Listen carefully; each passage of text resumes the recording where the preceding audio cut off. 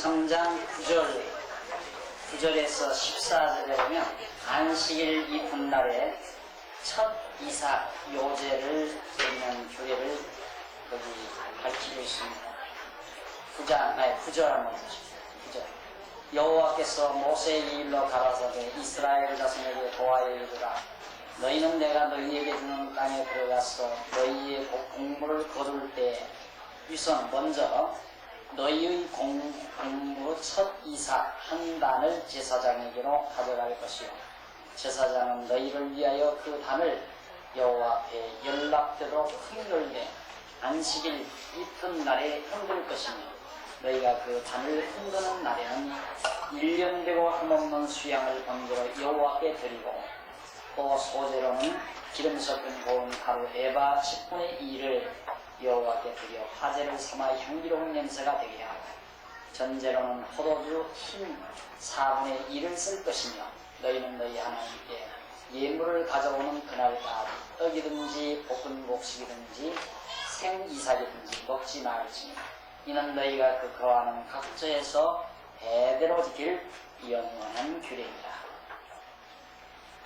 첫 이삭을 거둘 때 그러니까 가나안 땅 들어가서 첫 이삭을 거두었을 때 먼저 하나님 앞에 속하는 제사를 드린 다음 그리고 곡식을 먹도록 해라.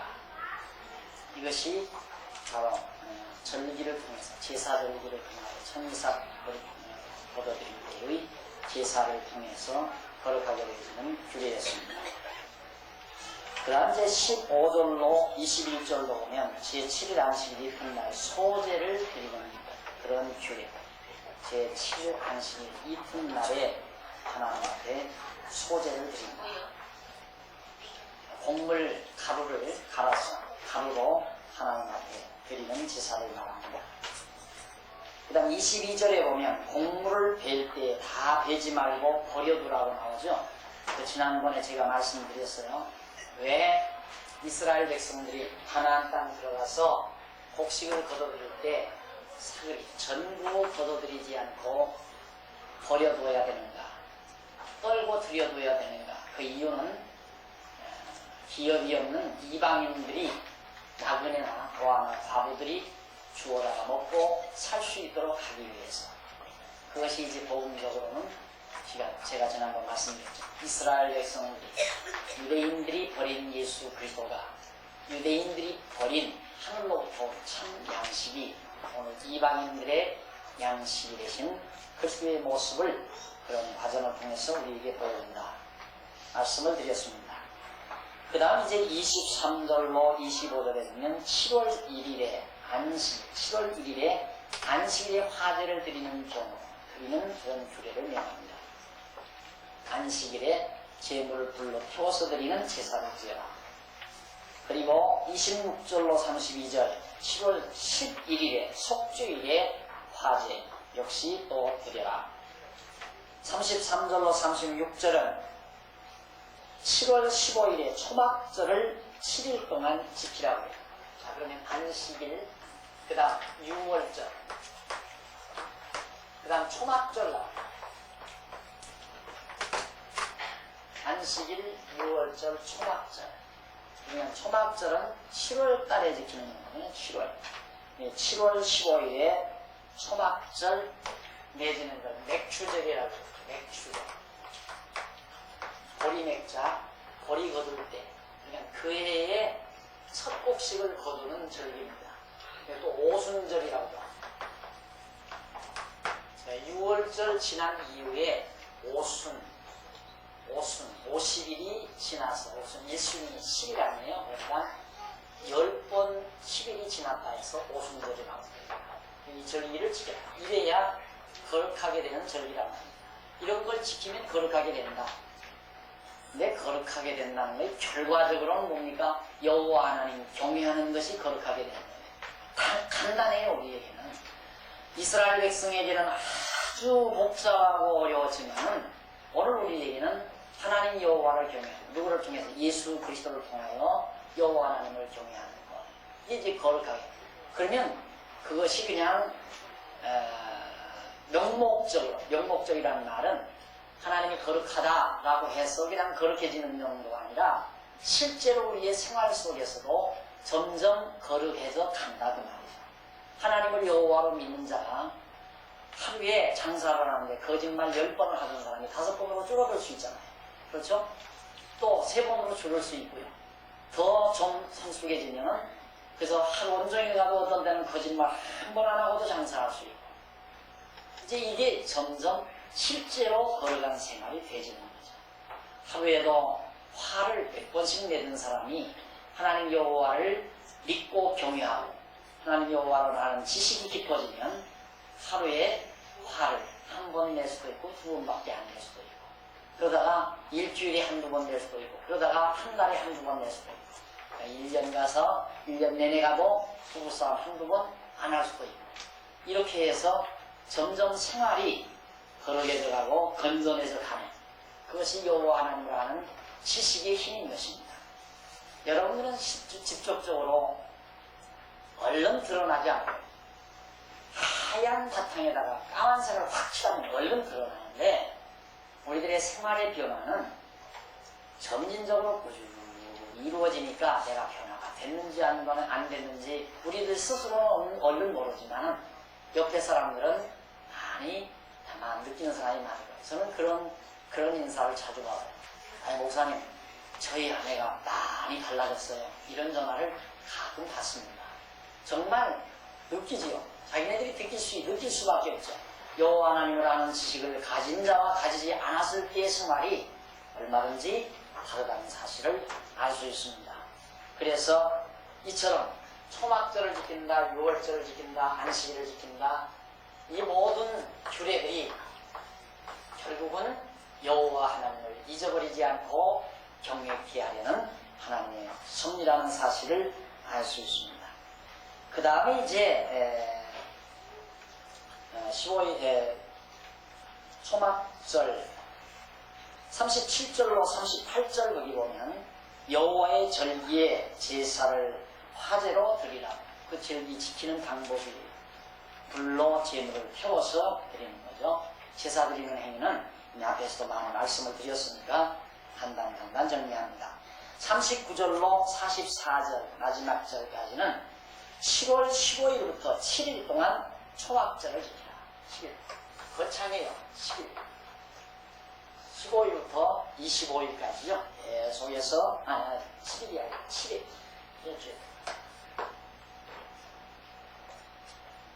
우리가 지난번 광복절 행사를 거창하게 하기 때문에 일본 사람들에 대한 의식이 다시 살아나죠. 바로 그런 거예요. 광복절 절기를 안 하게 되면 그러니까 광복절 절기 행사를 안 하게 되면 국민들이 일본 사람들에 대한 그 적개심이라든가 안 그러면 정말 외전시대에 당했던 그런 아픔이 안 살아나는데 절기를 거창하게 하면서 막 하다 그런 절기를 광복절 절기 행사를 크게 하다가 보면 백성들의 마음속에 과거의 아픔들이 되살아나면서 일본에 대한 적개심이 높아가죠. 그래서 제일 싫어하잖아 일본 사람들이 광복절 행사 인정하죠. 이번에도 오늘 아침 신문 보니까 지금 일본하고 지금 북한하고 천리화되어 있잖아요. 발언 잘못했다고 해가지고 그러니까 또 막 북한에서는 대학 불세라 해가지고 30만 군중을 모아놓고 8.15 광복절 행사를 했다고 해요. 일본 사람들은 죽을 맛이죠.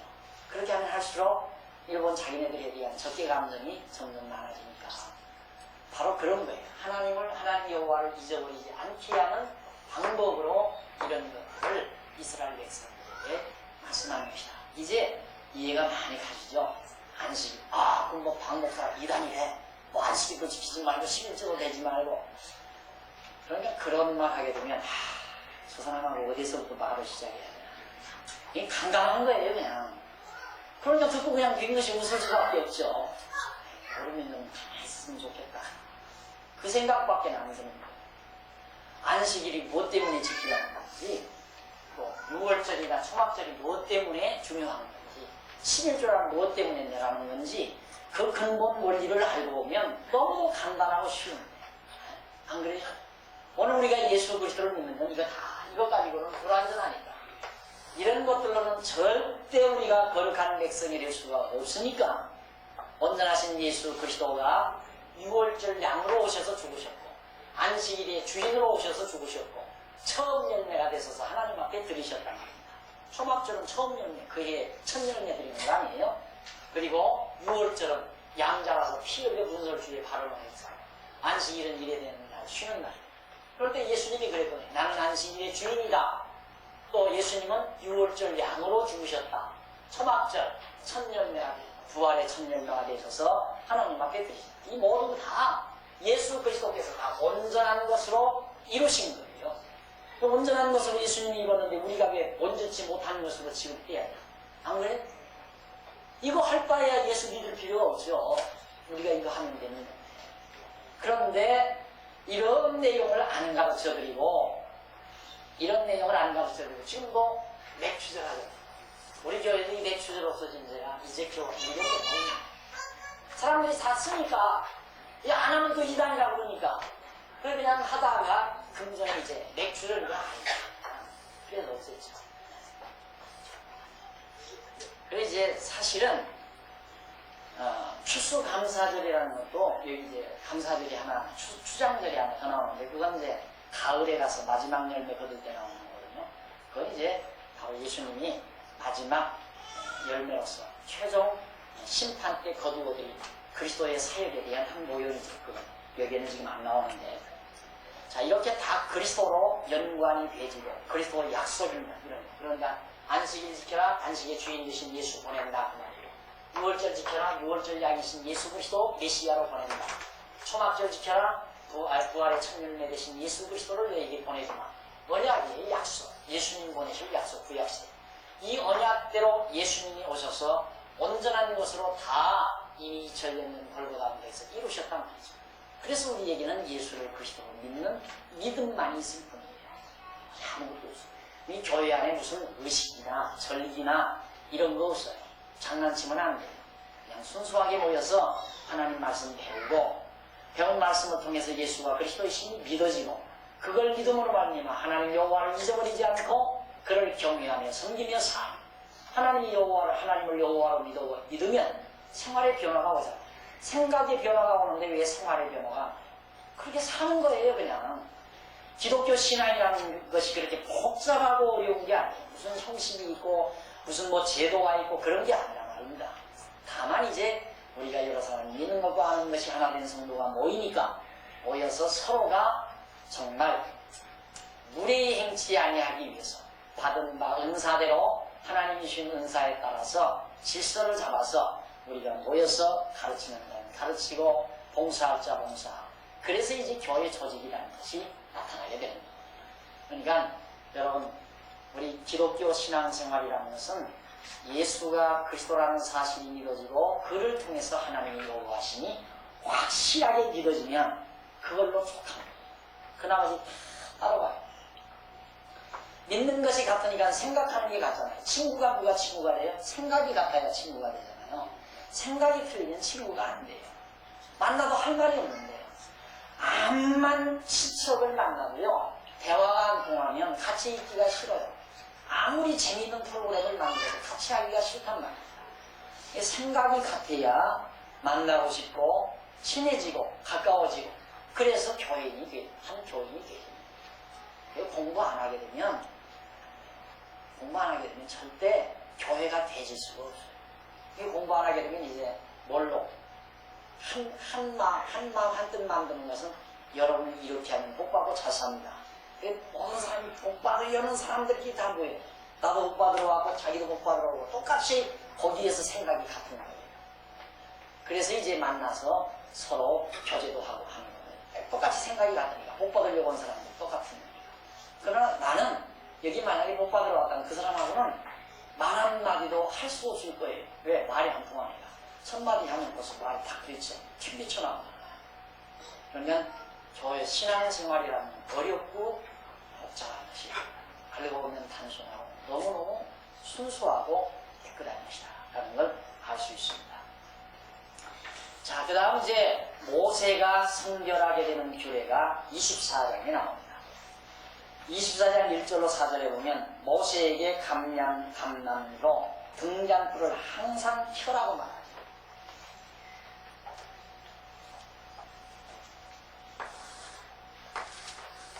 이 성막,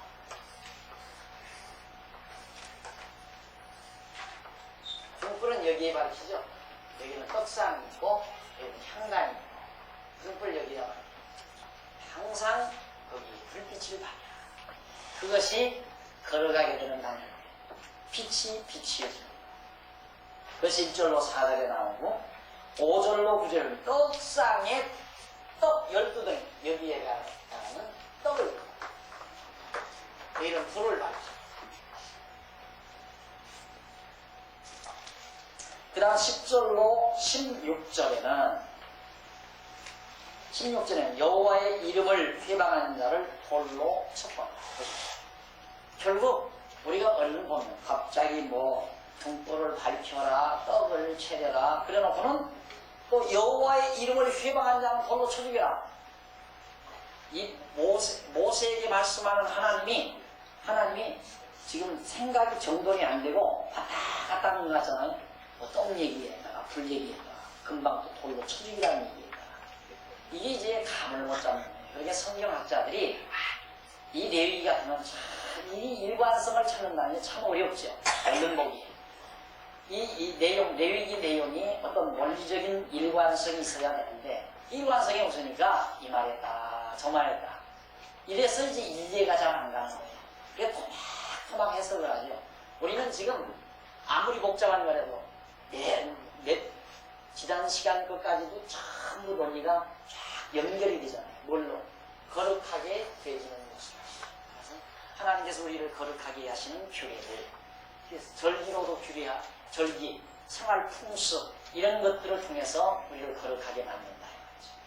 그 다음에 이제 모세에게 거룩하게 하는 거예요. 등불을 밝히고 떡을 차려서 거룩하게 해라. 거룩하게 하라는 말은 여호와 하나님을 잊어버리지 말고 경외케 하라. 그 말이거든요.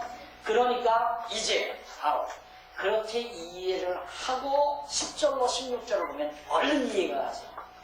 여호와의 이름을 회방하는 자를 돌로 쳐 죽이라는 거예요. 이렇게까지 했는데도 여호와 하나님을 잊어버리지 말고 경외하도록 이렇게 하라고까지 했는데도 여전히 여호와 하나님을 이름을 회방하는 자는 쓸모가 없습니다. 죽여버려야 돼요. 이런 논리가 맞죠? 그러니까 하나님께서 이 말했다 저 말했다 하는 게 아니에요. 너무너무 논리가 정해요. 그 다음 이제 17절로 23절에 보면 남에게 행하거나 손상을 입히는 대로 갚으라고 명령을 하죠. 남에게 행하거나 손상을 입히는 대로 갚으라. 이 거룩한 백성들끼리 이제 남에게 손해를 입히고 그리고 남에게 손상을 입히는 그런 행 다 갚아주게 돼요. 그래서 우리 신약성경에는 그런 말씀이 있어요. 무례히 행치 아니하며 라는 말씀이 나와요.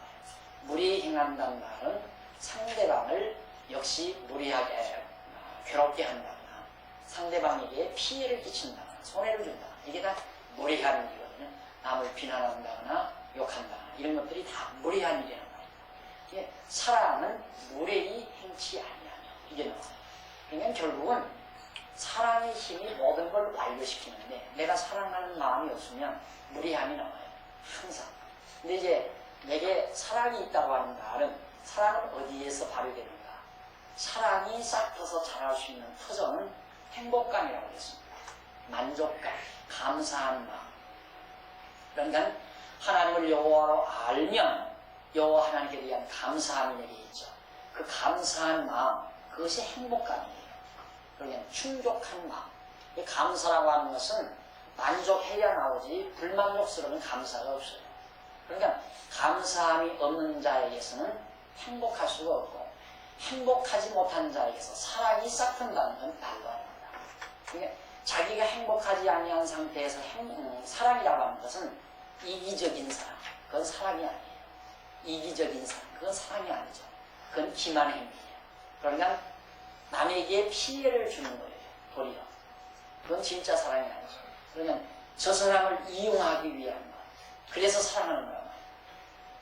이 사랑을 순수한 사랑이다라고 하는 것은 항상 자기가 만족한 상태에서, 행복한 상태에서만이 나올 수 있는 것이다.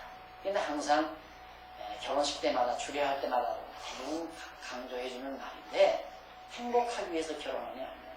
행복하기 때문에 결혼해라. 이것이 젊은이들에게 계속 당부하는 얘기죠. 행복하기 때문에 행복한 자들끼리 서로 사랑하기 위해서 결혼해라.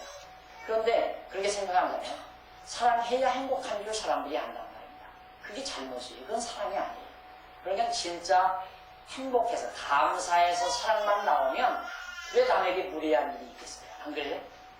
맨날 그저 상대방에게 침이나 지우고 상대방을 괴롭히나 가끔 가다가 상대방을 그냥 입장만 난처하게 합니다.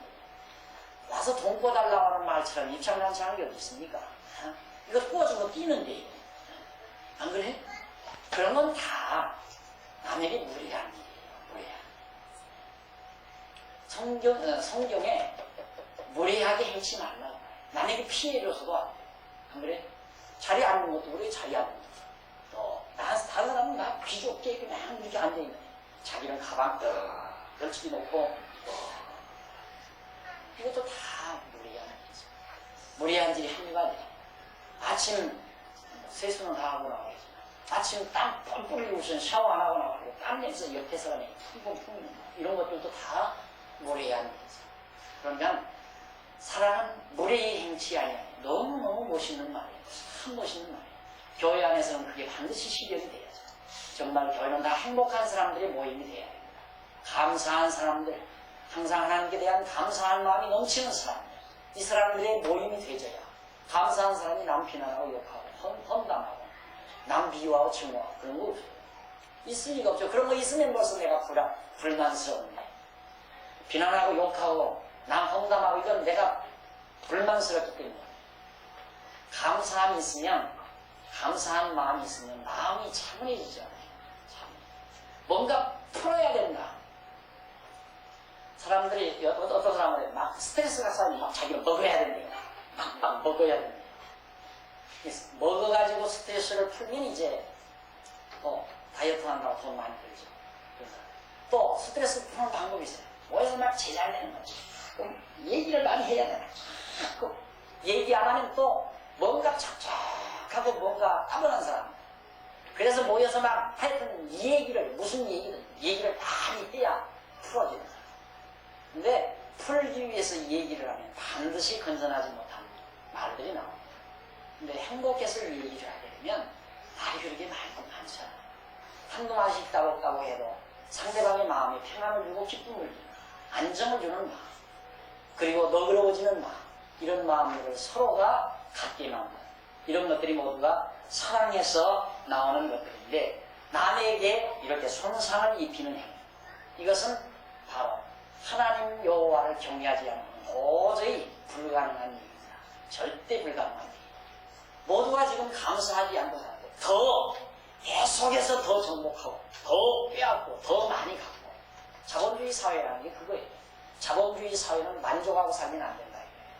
늘 너보다 더 나은 사람들을 바라보고 집주위에서 그 사람을 따라잡으려고 경쟁해라 그 말이에요. 이게 지금 경주장이 우리 경주 붙여놨더니 자본주의 사회다. 예, 다 똑같이. 그래서 자꾸만 유산 물려주지 말고 다 내놔. 이유는 똑같은 선에서 같이 출발시켜놓고 경쟁을 시켜야지. 어느 놈은 부모 잘 만나가지고 저 앞에 벌써 수십억 대 가지고 출발하고 어떤 사람은 단 냉주먹 딱 쥐고 출발하고 이게 무슨 의미의 자본주의냐. 이게 자본주의 하려면 다 뺏고 맨손으로 똑같이 같은 방향에서 요떡 하고 출발시켜. 경쟁이. 그러니 그거 받는 스트레스. 이루 말할 수가 없죠. 우리는 거기에 말려들면 안 돼요. 그래서 하나님이 주신 만큼 가지고 그날 먹을 것과 입을 것이 있으면 족하니라 하려 하신 교훈의 말씀. 이게 진리입니다. 만족하고 산다고 해서 더 안 오는 게 아니에요. 그날 주어진 대로 감사하고 만족하고 살아도 하나님이 줄 것 다 주신다 이 말이에요. 많이 줄 자에게 많이 주고 적게 줄 자에게 적게 주시고 적게 줘도 감사하고 많이 줘도 감사하고 범사에 감사하며 사는 그 사람이 진짜 남에게 손해를 끼치지 아니하는 사람. 그래서 불안한 사람하고는 친구하지 마십시오. 마음이 평안치 아니한 사람, 마음이 평온하지 아니한 사람하고 친구했다가는 반드시 당합니다. 그 사람한테 당하게 돼 있어요. 그 사람 만나야 또 자꾸 나부터도 괴롭고, 그 사람 만나고 나면 신경 쓰여지고 따분해지고, 그 만남이 누가 좋아하겠어요? 만나면 편안해지고 즐거워지고 기뻐지고 더 정말 훈훈해지고 이런 맛이 있어야 만나게 되고 친절해지고 그런 거죠. 그래서 남에게 행하거나 선상을 입힌 대로 갚도록 하라는 내용을 우리가 엿볼 수 있습니다. 그 다음 25장 희년의 성결 규례, 땅으로 제7년에 안식하게 하는 규례를 배웁니다. 여기 가서 이제 7년 동안 6년 동안 경작을 해요. 그리고는 제7년에는 땅을 올리라 이거예요. 절대 경작하지 말고. 주인이 이제 7년째는 경작을 안 해요. 그러면 이제 어떻게 되냐면 자연 발생에서 나는 곡식들 있잖아요. 그것들에 나와서 짐승이 먹기도 하고 나그네나 고아나 과부들 이방인들이 와서 주워서 먹기도 하고 7년째는. 그런데 왜 농사해보시는 분들은 아시겠지만은 농사를 하다가 가끔 새흙, 그러니까 땅속 깊이 있는 썩지 않은 흙을 해다가 이렇게 논에다가 보토를 해줘요. 그러면 그 이듬해 농사가 참 잘 된다고요. 왜 그러냐면 너무 밭을 갖다가 토지를 갖다가 너무 계속해서 이용을 하게 되면 토지가 다 늙어버려요. 그래서 복식이 안 돼요. 고추 같은 것도 심는 데만 계속 심으면 고추가 잘 열리지 않잖아요. 그러니까 색땅에다가 고추를 심으면 그 고추 맛은 참 좋습니다. 여러분 고추, 맛있는 고추 사려고 아무리 눈으로 봐서는 몰라요. 새땅 일구어서 고추를 심었다. 그건 믿고 사면 되거든요. 그 고추 갖다가 김장 담아놓으면 그건 못 한다. 그러니까 그렇게 땅을 한 해 동안 놀려놓으면 그 다음에 풍년이 들고 잘 된다는 거죠.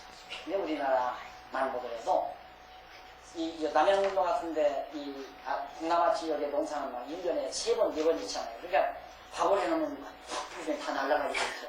우리나라는 딱 1년에 한 번 짓잖아요. 그러니까 그 쌀로 밥을 해놓으면 그냥 쫀득쫀득 참 맛이 있잖아요. 그래서 다른 거예요. 똑같은 땅에서 나오는 왜 그래요? 이 징기가 빠지니까 하나님께서 참 농부치고는 너무너무 보시는 거예요. 6년 농사 짓고 7년에는 쉬지 마. 이것도 역시 여호와 하나님을 잊어버리지 않게 하는 하나의 생활 방법입니다. 그 다음 8절로 12절에 보면, 12절까지 보면 제50년을 희년으로 지키는 규례. 50년. 6년이 지나서 7년째는 희년이고 50년째도 역시 희년이에요. 7, 7이 49. 그러니까 7년이 7번 지난 다음에 50년째. 이 희년이라고 합니다. 그때 어떻게 하는가 한번 보실래요? 한번 보십시다. 8절, 25장 8절에 보시면 항상 25장 8절 죄송합니다. 너는 7 안식년을 계수할지니 이는 7년이 7번인즉 안식년 7번 동안 곧 49년이라. 10월 11월 속죄일이니 너는 나팔 소리를 내되 전국에서 나팔을 크게 불지며 제50년을 거룩하게 하여 전국 거민에게 자유를 공포하라. 이 해는 너희에게 희년이니 너희는 각각 그 기업으로 돌아가며 각각 그 가족에게로 돌아갈지며 그 50년은 너희의 희년이니 너희는 파종하지 말며 스스로 난 것을 거두지 말며 다스리지 아니한 포도를 거두지 말라. 이는 희년이 너희에게 거룩합니다. 너희가 밭의 소산을 먹으리라. 재밌는 일이 있어요. 희년 때. 다 지금 자기 가족에게로 지파에게로 돌아가고 자기 기업에게로 돌아갑니다. 예를 들면 가나안 땅을 이제 이 가나안 땅을 이렇게 나눠줄 거 아닙니까? 다 지파별로 나눠줬는데 살다가 보면 거기도 규칙 없는 사람들이 있어요. 땅을 팔아먹어야 되잖아요. 아무리 먹고 살 것이 없습니다. 땅을 팔아먹기도 하고 남의 집에 종살이도 가게 되고, 그럼 남의 집에 종살이 가고 땅도 팔아먹게 되면 가난하잖아요. 그런데 제 50년째 되는 데는 그거 다 필요 없어요. 다 원위치. 머슴으로 갔던 사람도 자기 집으로 돌아갈 수 있고 그 다음 땅 팔아먹었고 다시 다 되찾아요. 자기 되돌려진다. 그렇게 해서 이스라엘 백성들이 생활이 균등해지도록 하나님이 섭리하십니다. 그러면 하나님의 이 자본주의 방법이라는 게 참 너무 멋있어요.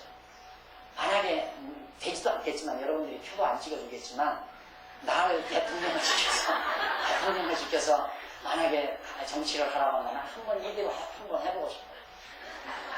성경이 하라는데요. 이게 바로 이스라엘 백성들을 다스리는 하나님의 섭리랍니다. 그래야 이게 균등이 되어지지. 지금 보십시오. 있는 사람들도 좀 뺏으려니까 이번에 왕창 표가 안 나오잖아요. 그러니까 다시 중산층 가진 자, 기득권자들 표수 거둔다고 지금 분주히 돌아다닙니다. 그러면 이제 또 못 가진 자들의 불만이 또 막 속출하죠. 이게 어렵다 말입니다. 그래서 그런데 하나님께서는 아예 못 받아서 50년째는 농사도 짓지 말고 가난한 자들, 기업 없는 나그네들까지라도 다 먹을 수 있는 대책 다 세웁니다. 그렇게 해서 하나님의 백성들이 살아가도록 하나님께서 역사하시는 것을 볼 수가 있습니다. 그 다음 이제 13절로부터 17절에 보면 신년에는 각기 기업으로 돌아가는 내용 다 읽었죠. 그 다음 18절로 22절 먹을 것을 염려 말고 신년을 지키는 규례를 공연히 그때 농사앉으면 우리가 먹을 거 없어서 어떡하냐 그거 염려하지 말라. 우리가 얼른 생각하면 야 저거 7년 때 농사앉으면 우리는 못 사는데 이렇게 생각하겠지만 그래서 대개 이제 목사님들이 그러죠. 주일날 정법문 여는 분들에게 믿음으로 문 닫고 하라 이런 얘기 하는데 사실이 그래요. 무슨 일주일 내내 돈 벌면 돈 더 잘 벌고 그래요. 안 하면 안 하는 만큼 또 다 먹고 살게 돼 있고 그런 건 틀림이 없습니다. 그래서 여기도 보면 신년은 각기 기업으로 돌아가서 돌아가는 규례를 명하면서 먹을 것 염려하지 말라. 그건 다 이방 사람들이 하는 것이라고 예수님도 그랬죠. 뭘 먹을까 뭘 마실까 이런 것들은 구하지 말라. 이건 다 이방인들이 구하는 것이다. 그 다음 23절로 28절에 보면 하나님의 것인 토지는 팔지 말라는 규례를 이집하고 있습니다. 토지 팔지 말라. 팔아도 이제 다시 이렇게 되돌려주고 50년째 희년이 되면 다 돌아가면 팔아먹지 말라. 땅 팔아먹지 말라. 하나님이 너희에게 물려준 거예요. 우리나라 사람들도 그거죠. 그렇죠. 조상이 물려준 땅이면 절대 안 판다고. 산산 안 팔고 그 다음 부모가 물려준 원전밥 안 파는 사람들 있잖아요. 버리고 이건 조상이 물려준 거니까 안 판다. 근데 그거 다 판 사람들이 다 시골 사람들 다 망했지. 안 팔고 지금 다 그냥 그대로 가지고 있으면 엄청난 부자 될 사람들이 많았는데 그냥 정보 알고 가서 그냥 조금 비싸게 준다니까 다 팔아먹은 사람들이 뭐 할 게 뭐 있어요. 아무것도 없습니다. 전부 가난하게 망한 사람들이 참 많습니다. 그 다음에 이제 29절로 34절에 보면 성내와 촐라그 가옥을 팔고 사는 규례를 거기서 명합니다. 성내, 성과 안에, 성을 쌓는 게 성 안에와 촐락 안에 있는 집들, 토지나 가옥들을 팔고 사는 규례. 얼마나 하나님이 세심합니까? 이걸 한번 읽어보실까요? 29절 거기 보시면 이런 내용이 나옵니다. 성벽 있는 성내의 가옥을 팔았으면 판지 만 1년 안에는 물을 수 있나니 곧 그 기한 안에 물을 해라. 집 팔아먹고도 1년 안에 더 물릴 수 있다. 이게 될 수 있는 한 팔지 못하게 하려는 거죠.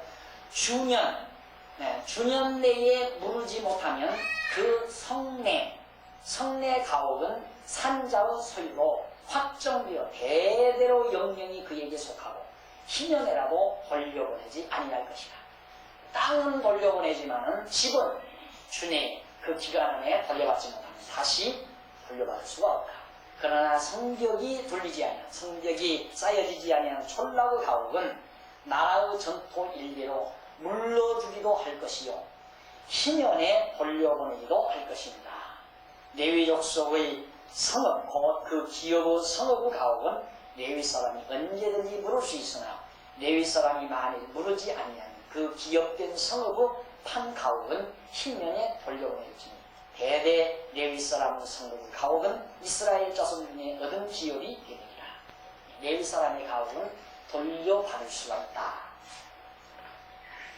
그런 가옥 매매 방법에 대해서 말씀해 주고 있습니다. 그 다음 35절로 38절 동족의 빈곤을 도와 함께 생활하는 교회. 이제 다 팔아먹고 집도 팔아먹고 땅도 팔아먹고 가난한 동족들이 있을 거 아니에요. 그들과 함께 생활하는 규례를 35절부터 밝혀주고 있습니다. 35절 거기 보면 네 동족이 빈한하게 되어 빈손으로 네 곁에 있거든 너는 그를 도와 백이나 우고하는 자처럼 너와 함께 생활하게 하되 너는 그에게 이식을 취하지 말고 이자받지 말란 말이다. 네 하나님을 경외하여 네 형제도 너와 함께 생활하게 할 것인즉 너는 그에게 이식을 취하여 돈을 꾸이지 말고 이익을 위하여 이식을 꾸이지 말라. 나는 너희 하나님이 되려고 또는 가나안 땅으로 너희에게 주려고 애굽 땅에서 너희를 인도하여 낸 너희 하나님 여호와니라. 보리대금이나 해서 부자 되겠다고 합니다. 이 신자로서 여호와 하나님을 믿지 아니하니까 그런 일이 나오죠. 예수님 그렇게 말씀했습니다. 바울이 있죠. 부요하신 그가 우리를 위하여 가난하게 되시면 우리를 부요케 하려 하리라. 이것이 바로 연보의 기본 원리라고 했습니다. 연보를 왜 합니까? 우리 안에 그리스도의 형상이었으면 안 됩니다. 그게 어떤 돈이? 안 그래? 아이들이 여기서 뭐 과자 사 먹겠다고 돈 100원 난다고 해도 막 알방 꼭 쪼가면서 뺏겨가지고 노는 건 아니에요. 그런 돈을 연보로 하는 그 쉬운 거야. 연보를 왜 하는가? 연보의 기본 원리가 부여하신 것, 하나님이 예수 그리스도는 부여하신 분인데 부여하신 예수가 우리를 위해서 가난하게 됐다. 가난하려면 자기 걸 내놔야 가난해지잖아요. 영광이 풍성하신 그리스도가 우리를 위하여 낮고 천한 이 땅에 오신 이유는 천한 우리로 하여금 부욕케 하시고 영광스럽게 하시려고 그렇게 오셨다. 그것이 연보의 기본 원리다. 그런 그리스도의 심장이 우리에게 이루어지면 내가 부담을 하는 거지. 내가 가난하게 되짐으로 가난한 자들의 가난함을 부욕케 만드는 일. 그것이 연보 행위로 나타난다는 겁니다. 이 연보는 억지로 하는 게 아닙니다. 공갈 협박에서 해도 안 되고 그리고 미끼를 주어서 해서도 안 돼요. 복 받는다는 게 미끼 주는 거거든요. 공갈 협박은 저주 받는다는 게 공갈 협박. 안 되면 저주 받는다. 이거 공갈 협박이에요. 미끼 주는 건 복 받는다는 게 미끼 주는 거예요. 여러분 낚시꾼들이 미끼 아니면 낚시를 못해요. 미련한 물고기들이나 미끼 먹고 물지 영리한 우리 인간은 미끼 앞에 홀라면 연보는 어디까지나 오직 자원하는 마음속에서 우러나오는 것을 해야 돼요. 머리 되신 주님이 내 마음 가운데 어린 자들, 연약한 자들의 짐을 지고 싶은 뜨거운 마음이 솟아났을 때 연보라는 것이 가능하다. 그러니까 교회란 그렇게 운영되는 거예요. 우리 성도대학도 연보로 운영되잖아요. 짐 지는 분들, 마음이 우러나는 분들. 이 성도대학을 운영하기 위해서 단 한 대 차 한 잔 값이라도 전략해서 우리가 연보하는 겁니다. 자원하는 마음. 그것이 곧 연약한 자, 어려운 분들이 와서 공부하는, 여기 학교 다니는 분들이 돈 없이 학교 다니는 분들 와서 공부하는 분들은 많다. 그거 없으면 또 운영 못하잖아요. 그러니까 결국은 연보라고 하는 것은 가난한 자들을 돕는, 연약한 자들, 힘없는 자들, 이들을 짐을 지는 그런 행위를 말하는 것입니다. 바로 구약의 이런 연보는 구체적으로 제도로 되어 있지만 오늘 우리에게는 그리스도를 아는 지식으로 자원하는 마음으로 이루어진다는 것을 뜻하는 겁니다. 그 다음 이제 47절로 55절 마지막 절까지 보면 동족이 이방인에게 속량이 되는 규례를 말합니다. 동족이 이방 사람에게 팔려갔다. 있을 수가 없잖아요. 택한 백성이 이방 사람에게 가서 종로로 탄다. 그들이 속량되려면 어떻게 해야 되는가? 자, 47절 보십시다. 너희 중에 우거하는 이방인이 부요하게 하고 이방인은 부요하게 되고 그 곁에 사는 너희 동족은 비난하게 되므로 너희 중에 우거하는 그 이방인에게나 그 족속에게 몸이 만약에 팔렸으면 팔린 후에 그를 속량할 수 있는 그 형제 중 하나가 속하거나 삼촌이나 사촌이 속하거나 그 근족 중 누구든지 속할 것이요 그가 부유하게 되면 스스로 속하되 자기 몸이 팔린 때로부터 10년까지를 그 산자와 계산하여 그 연수를 따라서 그 몸값을 정할 때에 그 사람을 섬긴 날을 그 사람에게 고용된 날로 여길 것이다. 그러니까 50년이면 풀려나잖아요. 그 일단 팔려서 50년이 돼야 풀려나는데 가서 10년밖에 안 살았거든. 40년 동안 몸값을 계산해서 지불하면 풀려나옵니다. 대가를 지불해야 종에서 노인받게 됩니다. 예수님이 무엇 때문에 이 땅에 오셨습니까? 우리의 모든 대가를 지불하기 위해서 그렇습니다. 죄와 사망의 종로를 타는 우리들, 죄의 종로를 타며 살던 우리들을 놓아주시기 위해서, 풀어주시기 위해서 그분이 우리 대신 모든 죄가를 지불하시고 우리를 종의 몸에서 풀려나게 하시고 놀라운 하나님의 은총을 여기에서 미리 예고해주고 있는 내용이 바로 그 분야의 내용인 것입니다. 그 다음 이제 26장 넘어가서 보면 26장은 성결규례의 약속입니다. 성결한 규례에 대한 약속. 첫째, 26장 1절로 2절에 보면 우상을 만들어 경배치 말고 성소를 공경하라고 명합니다. 성소를 공경하라. 우상 세워서 섬기지 말고 성소, 거룩한 성소를 하나님 경외하라 이 말이죠. 결과는 다시 다 잊어버려도 돼요. 다 잊어버려도 되지만 여호와 하나님을 잊어버리면 안 돼요.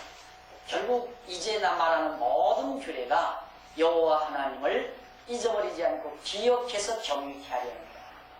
한 가지는 반드시 기억하시라는 것입니다. 그 다음 3절로 5절 율법을 준행하면 비를 내려 풍성한 곡식을 약속을 한다. 율법을 지켜야 비를 내려서 풍성합니다. 이 땅에 가나안 땅 들어가서 살지만은 비가 안 와서 흉년이 들면 무슨 필요가 있습니까? 그런데 어떻게 해야 풍년이 드는가? 여호와 하나님 경외해야 되는데 경외한다는 게 뭔가? 율법을 지켜야 돼요. 규례 다 지켜야 여호와 하나님을 안 잊어버리죠. 여호와 하나님을 잊어버리지 않는 방법이 이때는 이 방법밖에 없어요. 이 방법. 이렇게 행하는 방법. 오늘 우리에게는 예수 그리스도에 대한 복음이 우리에게 전해졌지만은 구약시대에는 이렇게 율법대로 행해야만이 여호와를 안 잊어버린다 이거예요. 그러니까 율법을 지켜야 풍년 들기에서 잘 살게 해주겠다. 그런 뜻입니다. 그 다음 6절로 8절에 보면 율법을 준행하면 그 땅에 평화를 주고 전쟁이. 자, 여기 풍년이 들고 그 다음 외부에 침략이 없고 전쟁이 없다. 풍년 들고 전쟁이 없고 그 다음 9절로 13절 번성하며 창대케 하고 장막을 세우실 것을 약속을 했습니다.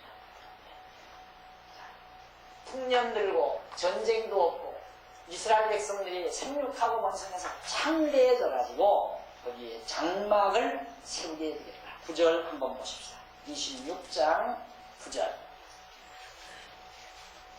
내가 너희를 권고하여 나와 나의 너희와 세운 언약을 이행하여 너희로 번성케 하고 너희 창대케 할 것이며 너희는 오래 두었던 묵은 곡식을 먹다가 새 곡식을 인하여 묵은 곡식을 치우게 될 것이며 내가 내 장막을 너희 중에 세우리니 내 마음이 너희를 싫어하지 아니할 것이며 하나님의 장막 이 장막을 이 땅에 세우게 해주겠다. 예루살렘에다가 하나님의 장막 예루살렘 성전을 세우게 되죠. 그러면 예루살렘 성전도 하나님이 세우실 것을 약속을 해요. 하나님이 세워요. 전쟁이 있어도 안 되고 흉년이 들어도 세울 수가 없잖아요. 돈이 엄청나게 많이 드는데 무슨 돈으로 세워요? 그러니까 풍년 들게 해서 작년에 재작년에 거두온 곡식도 다 못 먹고 지금 창고에 가득한데 새 곡식이 나오니까 새 곡식 햇곡식 먹지 묵은 곡식 먹을 사람이 어디 있어요? 안 그래요? 추석 때는 그냥 햅쌀밥 먹으려고 다 햅쌀을 구하잖아요. 햅쌀이 그렇게 좋으니까. 그런 것처럼 그만큼 하나님께서 풍성하게 해주시다. 그래서 성전을 세우게 해주겠다 하는 얘기입니다. 그래서 저는 가끔 그런 얘기를 하죠. 선생님. 왜 하나님께서 우리를 이렇게 풍요롭게 하셨는가? 늘 생각하고 사십시다. 이스라엘 백성들 가나안 땅 들어가서 풍요를 누리게 한 이유는 잘 먹고 잘 살며 노래하고 흔들며 살으라고 한 것이 아니라 하나님의 거룩한 집을 지으라. 하나님의 거룩한 집을 지으라. 정말 하나님의 말씀으로 우리가 견고하게 무장해서 튼튼하고 견고한 하나님의 성전으로 우리 세워져 가게 하시기를. 그러니 여러분 지금 하나님 얼마나 기뻐하시겠어요? 지금 이 시간 뭐가 아쉬워요? 수영장 딱 몰고 어느 그늘 밑에 가서 어느 숲속에 있는 갈비집에 가서 예? 바람 벗으고 발도 물에다 담그고 그리고 갈비도 구워 잡수고 그러고 오시면 되잖아요. 근데 그렇게 안 가요. 지금 뭐 하고 계십니까? 성전 침투. 여러분 안에 신앙을 지금 견고하게 다져갑니다. 우리에게 가난을 줘보십시오. 지금도 가서 돈 버는데 빚이 땀을 흘리면서 일해야 돼요. 그런데 하나님께서 우리 풍요롭게 해주셔서 어쨌든 이런 시간을 내서 공부하고 하나님 말씀 배워서 내 안의 성전, 내 심중의 성전부터 견고하게 지어져가고 이렇게 세워진 성전들이 모아서 하나님의 큰 집으로 지어져가는 그 일을 하나님이 해주겠다. 이 장막을 여기 세워주겠다. 전쟁도 피하고 하나님이 김일성 전쟁 못 일으키고 죽게 만들고 김정일이도 지금 쳐들어오지 못하게 하나님이 딱 나가놓으셨습니다. 그리고 남한에 우리나라에 이제 3만 불 시대를 바라보며 살도록 하나님이 이런 풍요로움을 주셨습니다. 흔들리지 마십시오. 목표를 정확하게 정하고 3만 불 시대가 아니라 30만 불 시대가 온다 할지라도 재산이 늘어도 시심치 않은 돈의 마음이 치우쳐지지 않냐 오직 하나님 여호와에게로만 우리의 마음이 집중되는 이러한 견고한 믿음을 수축하는 지혜로운 삶이 우리에게는 무엇보다도 귀한 줄로 생각하고 있는 겁니다. 그 다음 14절로 17절로 보면 재앙으로 쳐서 대적에게 패하게 하실 것을 약속합니다. 만약에 너희가 그렇지 않으면 하나님께서 그처럼 지질한 율법을 지키지 않고 그렇게 되면 어떻게 되는가? 14절 한번 보십니다. 14절. 그러나 너희가 내게 청종치 아니하여 이 모든 명령을 준행치 아니하며 나의 규례를 멸시하며 마음에 나의 법도를 싫어하여 나의 모든 계명을 준행치 아니하며 나의 언약을 배반할진대 내가 이같이 너희에게 행하리니 곧 내가 너희에게 놀라운 재앙을 내 폐병, 열병, 눈이 어둡고 생명이 쇠약하게 될 것이요 너희의 파종은 헛되리니 혹시 힘어봐 대자 필요 없어요. 너희의 대적이 그것을 먹을 것이며 대적들이 쳐들어와서 다 빼앗아간다. 그런 얘기입니다. 결국 여호와 하나님 잊어버리면 그렇게 된다 이거죠. 이스라엘 백성들은 그랬잖아요. 여기 들어가서 다윗왕 시대 40년 동안 잘 살아요. 그런데 솔로몬이 아버지 다윗을 이어서 나라를 인수받죠. 처음 전반기는 솔로몬이 잘했어요. 그가 정말 지혜롭게 나라를 잘 다스려서 왕궁도 짓고 13년 걸려졌죠. 성전도 7년이나 걸려서 짓고 그렇게 해서 거대하게 건축사업을 20년 동안 했어요. 그 뒤로 그만 쾌락을 즐기기 시작하는데 그만 성전에는 하나님을 섬겨야 될 성전에는 모든 우상이 전당이 되어버리고 말았어요. 나라가 결국은 쫙 갈라져 버리고 북왕국으로 백성들이 다 가서 나라는 망해버리고 말았습니다. 남쪽 유다왕국 겨우 꺼져가는 등불처럼 되고 말았다 이 말이죠. 하나님께서 그렇게 말씀한 대로 안 돼요. 그러나 택한 백성은 가지고 오리지. 여기 이 순간이 바로 돼지우리가 닿는 순간입니다. 그렇습니다. 우리가 여호와 하나님을 알고 목표를 정확하게 잡고 하나님이 왜 우리를 이렇게 3만 불 시대를 바라보며 살게 했는가? 하나님께서 무엇 때문에 저 사악한 김일성이가 쳐들어오지 못하고 딱 방어선을 쳐서 우리 평화롭고 자유스럽게 말씀 듣고 살 수 있게 하셨는가? 하나님과 여호와 하나님 잊어버리지 않고 경외하며 살라. 그거 하나뿐이에요. 그 중심 잊지 말고 우리 살면 되지만 돈은 벌었다고 해서 여호와 하나님 잊어버리고 육체의 쾌락 따라 살다가 하나님께서 반드시 돼지우리 한 바구니를 돌고 돌아오다. 버리는 법은 없어요. 아주 지옥 보내는 법은 없어요. 그러나 믿지 않는 사람, 하나님 택한 백성 아닌 사람은 율법을 지키든 말든 하나님을 경외하든 말든 버린 자식이니까 간섭을 안 해요. 내버려둬요. 버려도 키워요. 쓰려고. 그러나 우리 택한 백성은 안 돼요. 우리 택한 백성은 여호와 하나님 잊어버리면 미련하게 됩니다. 미련한 백성 하나님이 깨닫게 하기 위해서는 그래서 돼지우리를 보내게 됩니다. 아버지 사랑 모르니까 깨닫게 하기 위해서 탕자가 나갔다가 아버지 사랑 깨닫고 돌아오잖아요. 그때 당하는 아픔은 적은 것이 아닙니다. 거기에 바로 지혜가 있는 것입니다. 흔들리지 마십시오. 돈을 아무리 벌어도 마음 빼앗기지 마십시오. 돈은 나를 위해서 있는 거지 내가 돈을 위해서 있는 게 아닙니다. 그래서 성경은 돈이 아무리 많아도 재물에 치심치 말라. 마음을 그쪽에 빼앗기지 말라고 말이에요. 그 다음 18절로 20절 보면 그래도 준행치 아니하면 재앙을 7배나 더하겠다. 하나님께서 그렇게 작은 재앙을 줬는데도 안 들으면 7배나 더하겠다. 폐병, 간암 별거 다 준다. 그 다음 들짐승 21절로 22절로 보면 들짐승이 나와 자녀와 육축을 멸하게 하실 것이라. 들짐승들이 몰려와가지고 가축을 다 멸하고 사람도 잡아먹고. 그 다음 23절로 26절 칼을 가져다가 원수를 갚고 재앙을 내리실 것이다. 이방인족들도 쳐들어오게 됩니다. 그대로 되지 않았어요. 아수르가 북쪽 이스라엘에 쳐들어왔어요. 바벨론이 남쪽 유다에 쳐들어왔어요. 전부 사로잡아다가 이방으로 다 흩어버렸어요. 그때 빼앗긴 땅덩어리, 그때 그들이 빼앗겼거든요. 사실 빼앗겼다가 나중에 돌아와서 겨우 유지하고 살았는데 그 뒤로 다시 유대인들이 로마의 합정 밑에서 핍박을 받고 이리저리 흩어졌다가 이제 땅 찾으려니까 얼마나 지금 중동 문제가 심각합니다. 이제 어느 정도 타결이 된다고 해요. 그 피에로라고 하는 게 블레셋 족속입니다. 블레셋 족속이 후예들. 그 블레셋 족속이라는 게 해적단 후예들, 해적단의 피를 받은 자들 굉장히 사악합니다. 그들하고 지금 막 붙은 거예요. 이스라엘 사람들이. 이때 빼앗겨가지고 땅덩어리 빼앗겨가지고. 그래가지고 이제 겨우 반분을 하는 것 같아요. 이쪽 요단강 쪽으로 땅을 일부 주고 지중해 쪽으로 이스라엘 사람들 땅을 가지고 그렇게 해서 평화 유지하려고. 안 그러면 평화가 유지하려면 계속 불안하니까. 자, 이것이 바로 하나님께서 내리신 무서운 재앙. 생각해 보십시오.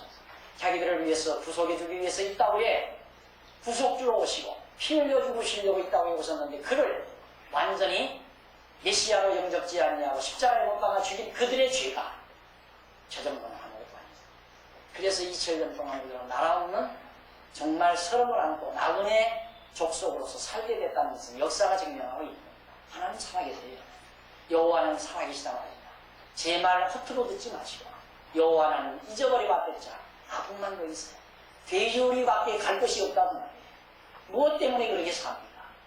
우리 이 땅에 사는 동안 여호와는 잊어버리지 말고 그를 경외하는 그런 신실한 믿음으로 거기 여호와를 경외하면 마음의 평안이고 행복인데 행복한 마음이 있는데 그 이상 더 바랄 게 뭐 있어요.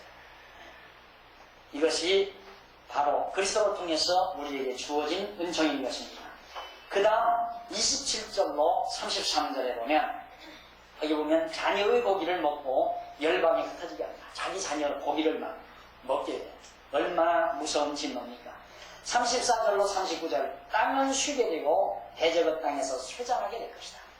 전부 이방민족에 끌려가서 산다. 그대로 됐어요. 이 다음 역사서 공부하면 다 알아야죠.